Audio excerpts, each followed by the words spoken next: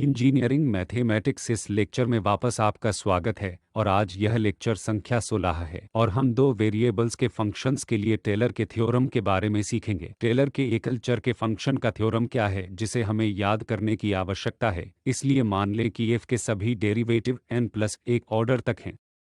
कुछ इंटरवल में point x शून्य के इक्वल है और उस मामले में हम इस f(x शून्य प्लस h) लिख सकते हैं, तो यह एक पॉइंट है x शून्य के नेबरहुड में। हम इसे इस प्रकार व्यक्त कर सकते हैं f(x शून्य plus h) first order derivative x शून्य h स्क्वायर पर फैक्टोरियल 2 है और दूसरा ऑर्डर डेरिवेटिव और इसी तरह। क्योंकि हमारे यहाँ हायर ऑर्डर के डेरिवेटिव्स और रिमाइंडर टर्म्स है और हमारे इक्वालिटी है, इसलिए इसे टेलर का पॉलिनॉमियल कहा जाता है। और फिर यह टेलर के पॉलिनॉमियल में रिमाइंडर एरर पद है जिसे h पावर द्वारा दर्शाया जाता है, इसलिए एक कंटिन्यूएशन है फिर से h power n+1 over n plus factorial और फिर हम n+1 डेरिवेटिव कुछ पॉइंट्स आए जो कि इनके बीच आता है।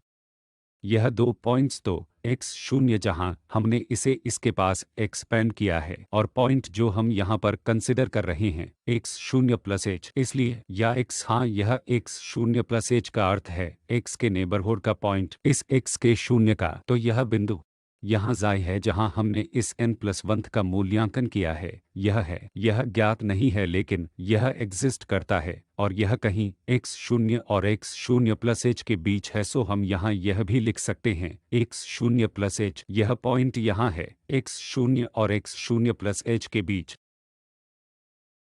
अब दो वेरिएबल्स के फंक्शन के लिए टेलर के थ्योरम, इसलिए हमारे पास फिर से वह फंक्शन है जिसे कुछ डोमेन D में परिभाषित किया गया है और हमारे पास n+1 ऑर्डर तक कंटिन्यूअस पार्शियल ऑर्डर डेरिवेटिव है यहाँ एक पॉइंट के कुछ नेबरहुड में डोमेन में x शून्य y शून्य। तो हम यहाँ व्यक्त कर सकते हैं यह f(x शून्य प्लस h y शून्य प्लस के, तो फिर से यह इस x शून्य y शून्य के नेबरहुड में एक पॉइंट है और हम इस फंक्शन वैल्यू को इस एक्सप्रेशन द्वारा नेबरहुड में किसी अन्य पॉइंट पर प्राप्त कर सकते हैं। तो f(x शून्य प्लस y शून्य x शून्य y शून्य और फिर यह फर्स्ट ऑर्डर की टर्म्स हैं। अब हमारे पास पार्शियल है डेरिवेटिव्स, ये फर्स्ट ऑर्डर के पार्शियल डेरिवेटिव हैं, तो h x के संदर्भ में पार्शियल डेरिवेटिव था और k के साथ y के रिलेशन में पार्शियल डेरिवेटिव था और फिर हमारे पास एक over factorial terms single variable मामले में सिमिलर है और फिर यहाँ हमारे पास यह हायर ऑर्डर की टर्म्स हैं जो हम अब प्रूफ में प्राप्त करेंगे। इस h से हमारा क्या मतलब है, x प्लस के संदर्भ में पार्शियल डेरिवेटिव y और फिर होल स्क्वायर है, तो हमें यहाँ थोड़ा इंतजार करना होगा और फिर यह इस n और एक ओवर फैक्टोरियल n तक जारी रहेगा और f(x शून्य y शून्य) तो पार्शियल डेरिवेटिव्स x शून्य y शून्य पर मूल्यांकन किया जाएगा यहाँ सभी पार्शियल डेरिवेटिव और फिर यहाँ रिमाइंडर टर्म है, रिमाइंडर टर्म जो फिर से इन टर्म्स की निरंतरता है और केवल अंतर यह है कि यहाँ यह पॉइंट n+1 डेरिवेटिव का तर्क है जो इस टर्म के कारण दिखाई देगा। यहाँ मूल्यांकन होगा x0 plus theta h y0 plus theta के और यह थीटा और a के बीच है, तो इसका मतलब फिर से यहाँ यह पॉइंट है इस x शून्य y शून्य के बीच और यहाँ यह पॉइंट है x शून्य प्लस h y शून्य प्लस के, तो यह पहला तर्क x शून्य से x शून्य प्लस h तक वेरी होगा जब थीटा शून्य से एक ही तरह से परिवर्तित होता है। यहाँ y शून्य से y शून्य के लिए वेरी होगा या y शून्य से तक वेरी हो सकते हैं y शून्य प्लस के जब यह थीटा शून्य से एक में वेरी करता है। हम सिर्फ प्रूफ के माध्यम से जाएंगे। यह रिजल्ट यह दो वेरिएबल्स के लिए टेलर का थ्योरम है और आप सरलता के लिए इसे लेंगे n 2 के इक्वल है, जिसका अर्थ है कि आप एक्सपेंशन में टर्म्स पर कंसिडर करेंगे ऑर्डर 3 तक। हम लेते हैं यह x इक्वल x शून्य प्लस th और y, चूंकि y शून्य प्लस th और t कुछ पैरामीटर हैं इस इंटरवल से 0 और 1 सहित 0 और 1। यह प्राप्त होने पर अब हम एक फंक्शन को परिभाषित करते हैं phi t, वही फंक्शन f x शून्य प्लस th y शून्य प्लस t के। यह h और के पहले से ही एक्सपेंशन में दिए गए थे जो कि किसी तरह x शून्य y शून्य है, वह पॉइंट भी फिक्स्ड है। और फिर यह टी यहाँ वेरी करता है इस इंटरवल में 0 और 1, तो यह यहाँ फंक्शन है एफ एक्स शून्य प्लस टी एच और वाई शून्य प्लस टी के। यह एक्स शून्य और वाई शून्य फिक्स्ड एच और के फिक्स होने पर हमारे पास है वेरिएबल टी यहाँ। तो इसलिए हमने इसे एक चर के T function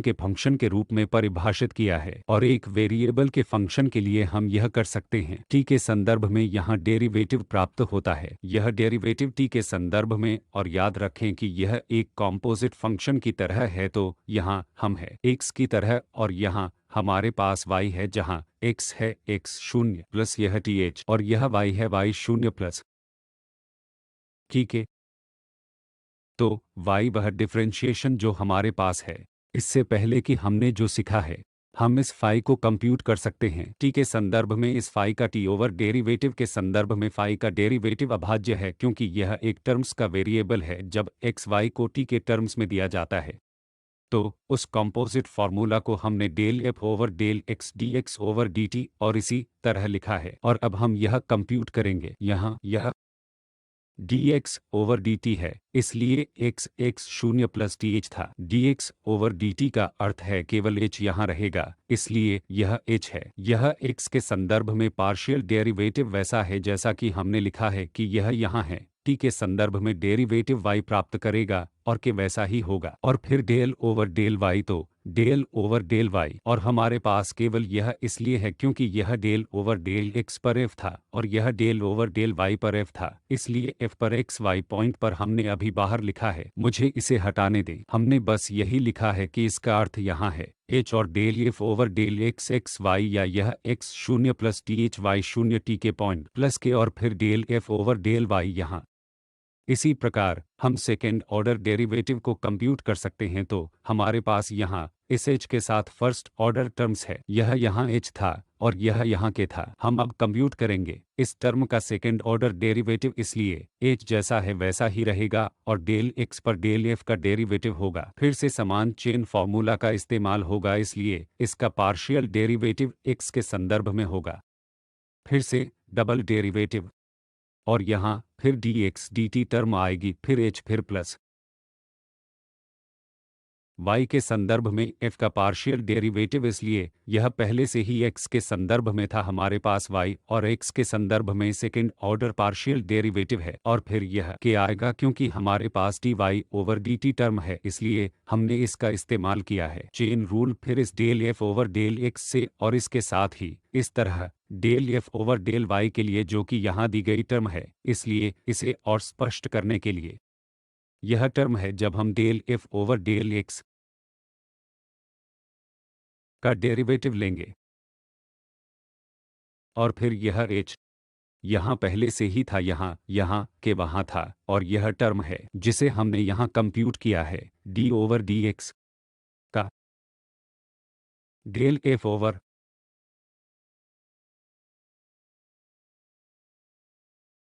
del f over del y t के संदर्भ में।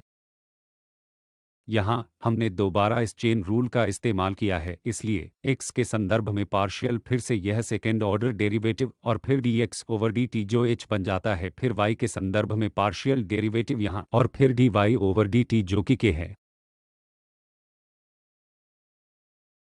खैर,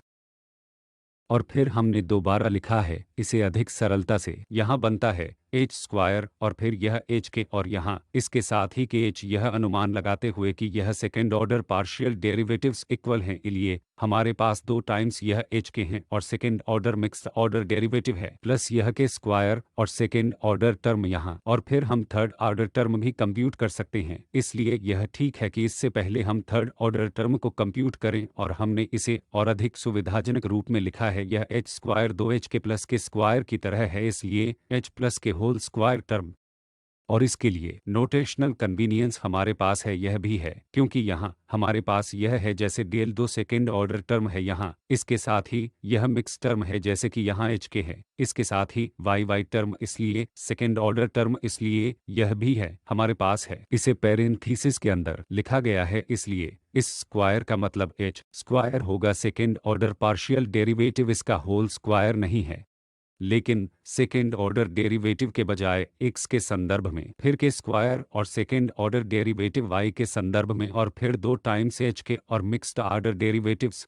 इसलिए हमें यह समझना होगा कि यह होल स्क्वायर स्पष्ट रूप से यह नहीं है इन दो टर्म्स का स्क्वायर, लेकिन यहाँ इसका मतलब सेकेंड ऑर्डर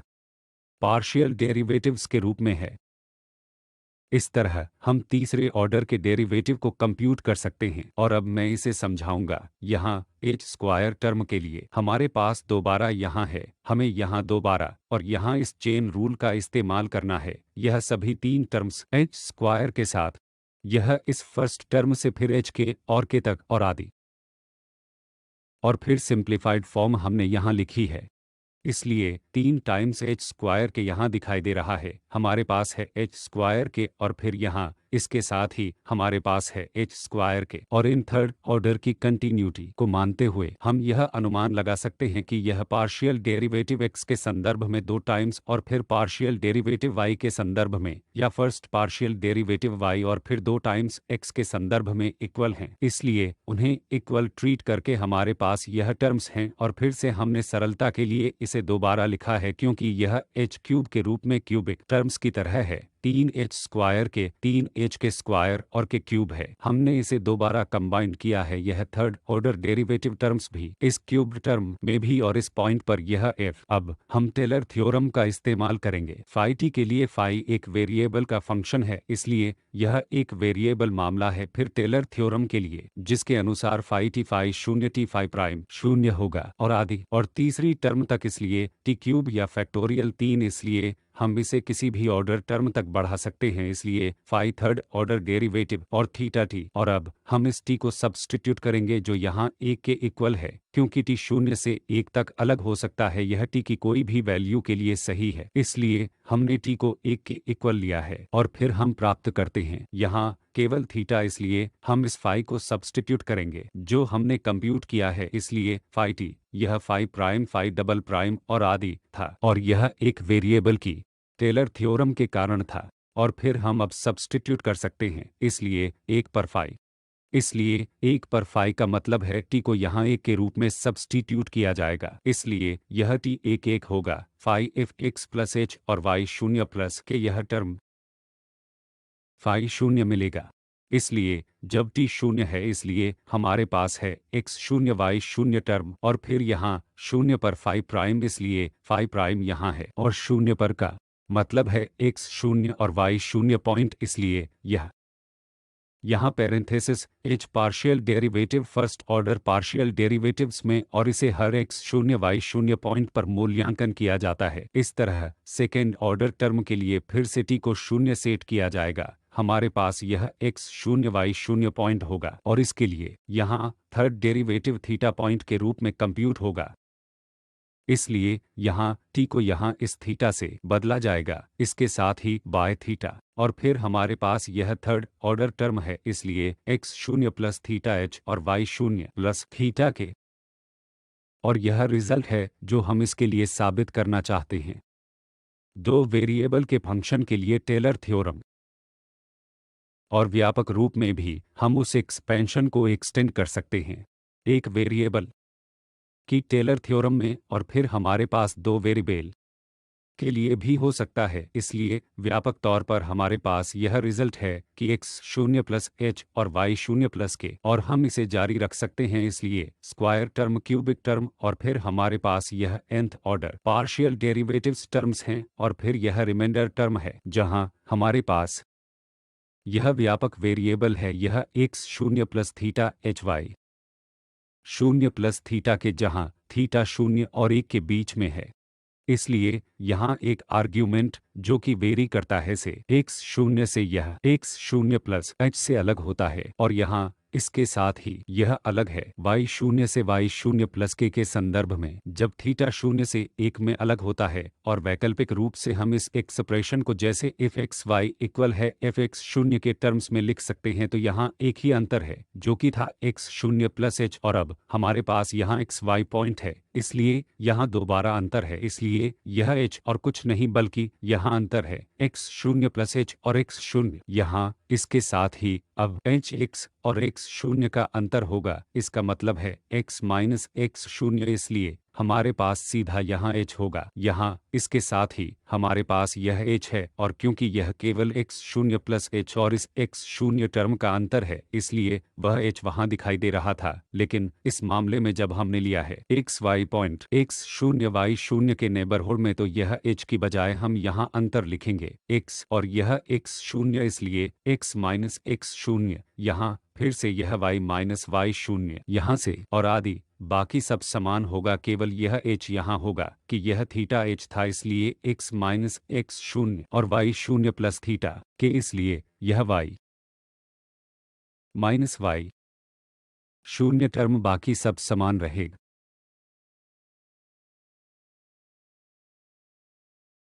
हमारे पास अब इन टेलर एक्सपेंशन पर आधारित कुछ प्रश्न हैं। पहला है क्वाड्रेटिक पॉलिनॉमियल अप्रोक्सीमेशन को खोजना।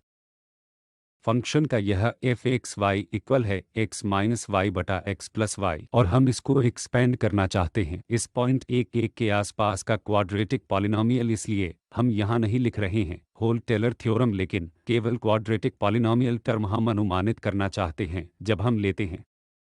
हम हमारे फॉर्मूला में लेते हैं, अगर हम वापस जाते हैं इस तक, अगर हम इस पर लिखते हैं एक्स शून्य वाई शून्य पॉइंट, इसलिए यह यहाँ इस पॉइंट तक टेलर के पॉलिनॉमियल जैसा है, और अगर हम इसे शामिल करते हैं तो हम इसे टेलर की थ्योरम कहेंगे या टेलर का रिजल्ट कहेंगे, जिसमें रिमाइंडर टर्म शामिल है। लेकिन अगर हम इस रिमाइंडर टर्म को छोड़ते हैं तो यह होगा, इसकी अप्रोक्सीमेशन है इस पॉइंट पर f, जो कि इस x शून्य y शून्य पॉइंट के नेबरहुड में है, इसलिए यह टेलर पॉलिनॉमियल है। अगर हम इसे फिक्स करें और इसे Rn टर्म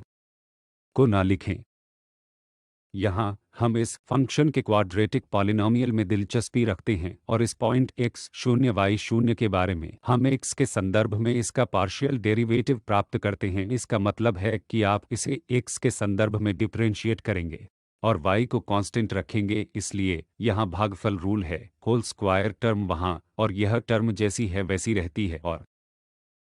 न्यूमेरेटर टर्म का पार्शियल डेरिवेटिव x के संदर्भ जो कि 1 है, और फिर हमारे पास है minus term x minus y, और इस टर्म का पार्शियल डेरिवेटिव जो कि x के संदर्भ में है जो कि फिर 1 है, और जब हम इसे सरल करते हैं, इसलिए यह है 2y टर्म यहाँ, इसलिए 2y बटा x प्लस वाई एक होल स्क्वायर, और फिर इस पॉइंट 1 1 पर हम इसे मूल्यांकन कर सकते हैं, यह ओवर 2 स्क्वायर 1 है, और हमारे पास यहाँ एक टर्म 1 बटा 2 है। फिर पार्शियल डेरिवेटिव इस तरह y के संदर्भ में है, इसलिए फिर से हम यहाँ आएंगे minus 2x over 1 plus y square, और हम इसे 1 1 पॉइंट पर कंप्यूट कर सकते हैं जो हमें माइनस हाफ देगा। इस तरह हमें ज़रूरत है, क्योंकि क्वाड्रेटिक टर्म के लिए हमें कम से कम चाहिए, हमें सेकेंड ऑर्डर टर्म पर जाने की ज़रूरत है,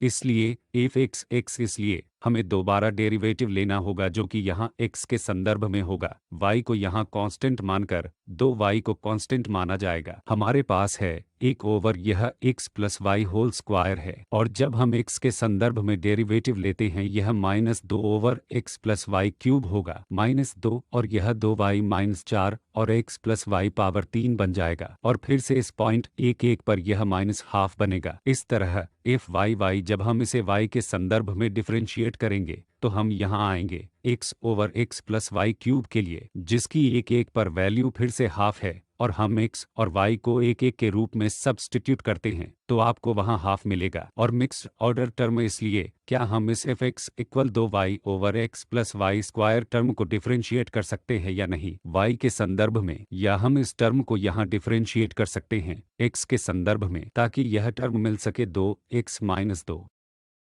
y और x प्लस वाई पावर 3, और फिर हमें इसे 1.11 पर कंप्यूट करने की ज़रूरत है, इसलिए हमें यह शून्य मिलेगा, क्योंकि जब हम 1 1 को वहां सब्स्टिट्यूट करते हैं 2 माइनस 2 जो कि शून्य बनेगा। यहाँ हमारे पास है एफ एक्स जो हमने 1 1 पर मूल्यांकन किया है जो कि 1 बटा 2 एफ वाई है, 1 1 पर यह माइनस 1 बटा 2 F x x second order term है, यह माइनस 1 बटा 2 और आदि है। इसलिए सेकेंड ऑर्डर पॉलिनॉमियल, जैसे कि मैंने कहा, हम सेकेंड ऑर्डर टर्म तक जाएंगे, इसलिए हमारे पास है एफ 1 1 एक एक पर x के संदर्भ में पार्शियल डेरिवेटिव और यहाँ से यहाँ तक फिर x माइनस एक, यह फर्स्ट ऑर्डर टर्म्स हैं, इसलिए f x एक एक पर x माइनस एक है, इसलिए h के रूप में यह अंतर f y एक एक और फिर हमारे पास है y माइनस एक, फिर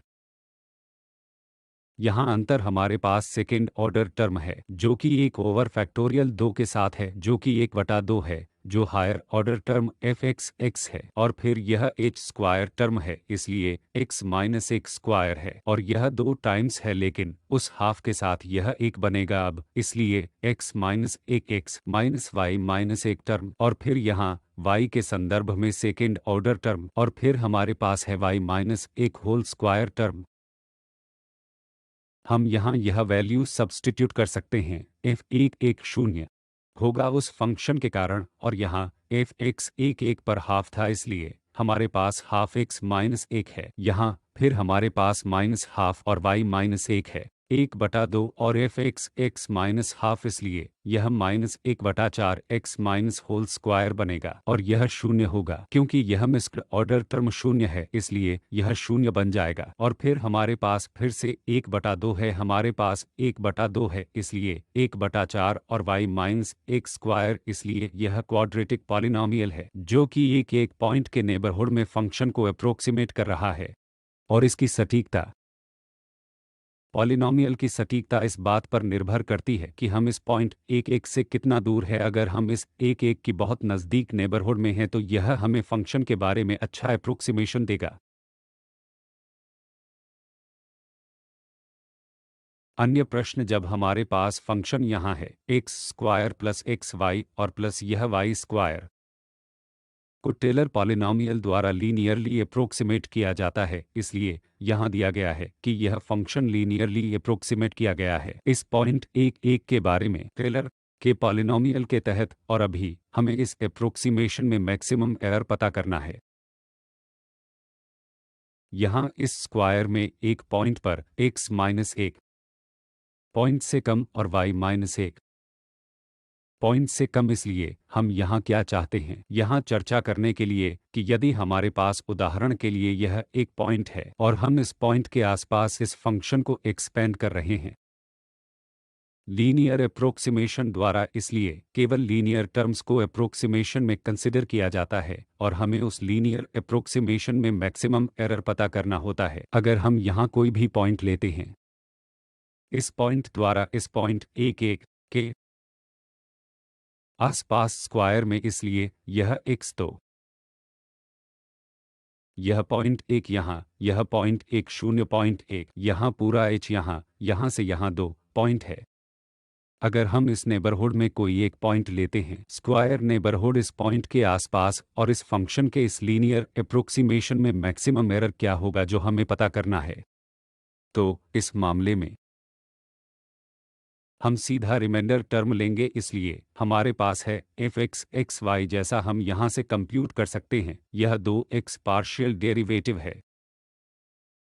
जो इस f का है x के संदर्भ में है, यह 2x प्लस वाई और एफ वाई एक्स प्लस 2 होगा, फिर से सेकेंड ऑर्डर टर्म्स, इसलिए यहाँ यह केवल 2 और वहाँ y के संदर्भ में यह 2 वहाँ दोबारा होगा और मिक्स टर्म के साथ हमारे पास एक होगा और फिर रिमाइंडर जो कि इन लीनियर टर्म्स के बाद लिखा जाता है, इसलिए क्वाड्रेटिक टर्म रिमाइंडर बनेगी, इसलिए यह वह रिमाइंडर है जिस पर हमने पहले चर्चा की है जो कि हम इस रूप में लिख सकते हैं, इसलिए x माइनस एक होल स्क्वायर और यह second order term f x x होगी 2 टाइम्स एफ एक्स माइनस एक वाई माइनस एक मिक्स्ड ऑर्डर टर्म और y माइनस एक स्क्वायर और फिर यहाँ हमारे पास होगा फिर सेकेंड ऑर्डर टर्म y के संदर्भ में। यह सभी सेकेंड ऑर्डर डेरिवेटिव हमने पहले से ही कंप्यूट कर लिए हैं और यह अक्सर इस मामले में कांस्टेंट है, इसलिए हमारे पास यहाँ है 2 और यहाँ हमारे पास 1 है और फिर दोबारा 2 है, इसलिए इसे सब्स्टिट्यूट करके हमारे पास है यह रिमाइंडर टर्म और अब यह दिया गया है यह x माइनस एक पॉइंट 1 से कम है और y माइनस एक उस पॉइंट से कम है 1, हम यहाँ वह टर्म्स लिख सकते हैं यहाँ। अब इस अप्रोक्सीमेशन को प्राप्त करने के लिए वह r एक लेस दैन या इक्वल होगा, हमने मैक्सिमम यहाँ लिखा है एरर यहाँ जो पॉइंट 1 है और यह x माइनस 1 इसलिए पॉइंट 1 स्क्वायर यहाँ फिर से यह प्रोडक्ट आएगा और पॉइंट 1 इसलिए 3 टाइम्स यह पॉइंट 1 स्क्वायर जो पॉइंट 03 होगा। यहाँ अंतिम प्रश्न, इसलिए हमारे पास इस पॉइंट 00 के बारे में टेलर्स फॉर्मूला है जिसमें इस function cos x plus y की इस थर्ड ऑर्डर टर्म्स तक डेरिवेटिव शामिल हैं। फिर से यह टेलर की थ्योरम है जिसमें रिमाइंडर टर्म शामिल है और हमने इसे कंसिडर किया है। थर्ड ऑर्डर टर्म्स यहाँ हमें इसे कंप्यूट करना है f00 जो कि इस मामले में 1 है इसलिए cos 1 होगा और फिर फर्स्ट ऑर्डर डेरिवेटिव हमें इस fx के लिए कंप्यूट करने होंगे। सरलता से यह माइनस है क्योंकि यह cos minus sine x plus y देगा और फिर दोबारा 00 पर यह y के संदर्भ में पार्शियल डेरिवेटिव होगा जो कि फिर से साइन होगा और यह वहां 0 बन जाएगा। इस तरह सेकेंड ऑर्डर डेरिवेटिव यहाँ साइन cos बन जाएगा और फिर हमारे पास है minus cos x plus y जिसे हम इस 00 पॉइंट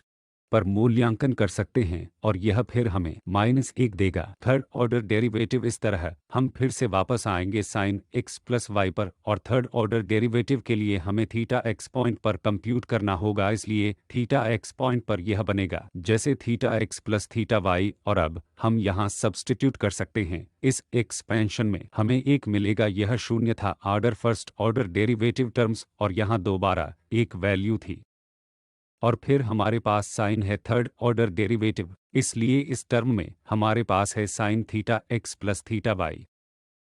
और सरल करने के बाद इसलिए हमें प्राप्त होगा 1 माइनस यह x plus y whole square यह है x plus y whole cube और फिर यह साइन है क्योंकि यह कॉमन था इसके साथ ही sine theta x plus theta y. खैर इसलिए हमने दो वेरिएबल के फंक्शन के लिए टेलर थ्योरम को सीखा है और इस मामले में हमारे पास यह है। यह देखा गया कि यह एक वेरिएबल वाले इन फंक्शन की एक्सटेंशन है इसलिए यह एक के नेबरहुड में पॉइंट है और हम इस फंक्शन को एक्सपेंड कर सकते हैं ताकि यह वैल्यू प्राप्त कर सकें या यहाँ इस एक्सपेंशन के रूप में टर्म्स में वैल्यू लिख सकें। यह यहाँ फर्स्ट ऑर्डर टर्म्स हैं, हमारे पास h स्क्वायर के स्क्वायर 2h के वाली सेकेंड ऑर्डर टर्म्स हैं और इस तरह हमारे पास होगा वहाँ हायर ऑर्डर डेरिवेटिव n तक और यह रिमाइंडर टर्म है जो कि अक्सर एरर प्राप्त करने में उपयोगी होती है या अप्रोक्सीमेशन में एरर का अनुमान। इस लेक्चर की तैयारी के लिए इन संदर्भ का इस्तेमाल हुआ है। आपका बहुत बहुत धन्यवाद।